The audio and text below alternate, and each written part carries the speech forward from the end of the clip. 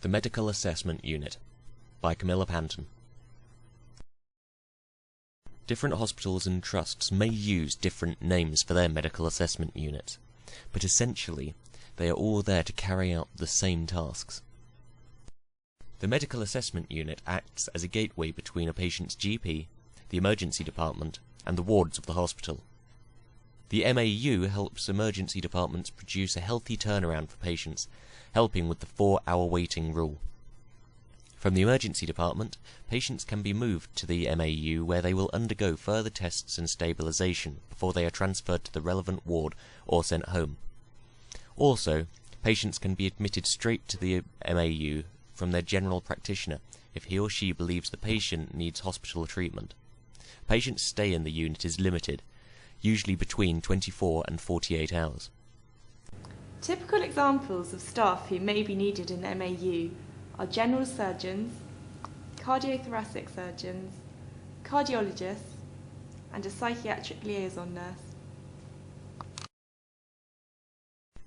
Staff based around the Medical Assessment Unit can include a consultant in general medicine, emergency medicine, or critical care medicine, often a registrar in general medicine, and a ward sister or charge nurse.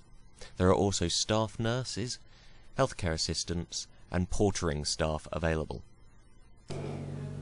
Those who are most likely to be admitted will have a history of falls, confusion,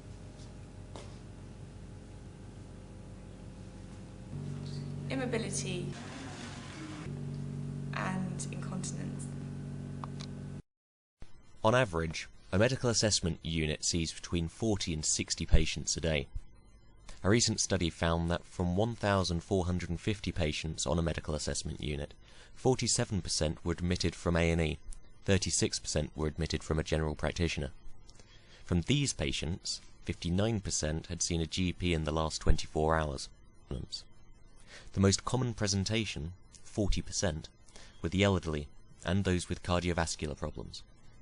The Medical Assessment Unit allows for further investigations to take place away from the accident and emergency department. This allows the 4-hour wait to be upheld, move patients along, and so there's space for more patients to come in and be initially triaged.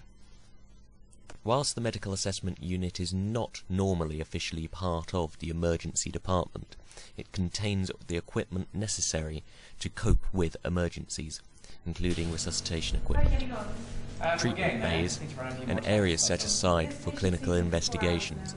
The 4-hour A&E waiting limit introduced by Labour when they came into office in the 1990s played a major part in the creation of the Medical Assessment Unit.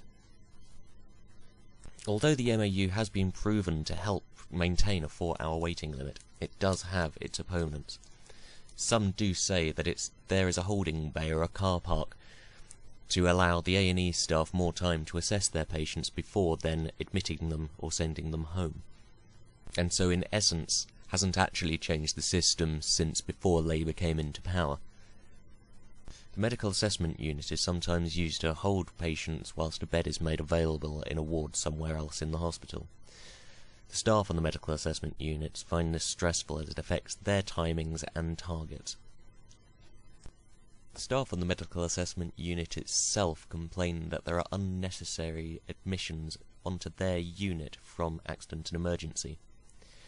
This could be overcome by scrapping the 4-hour wait and allowing patients who are only just about to breach the 4-hour time limit to stay in A&E and have their assessments completed, without having to move to a separate unit. Research suggests that nurses and doctors are pleased about scrapping the 4-hour wait rule. Demand on emergency departments is rising. Between 2008 and 2009, there were 1.4 million attendances in A&E, a rise of 9% over a decade.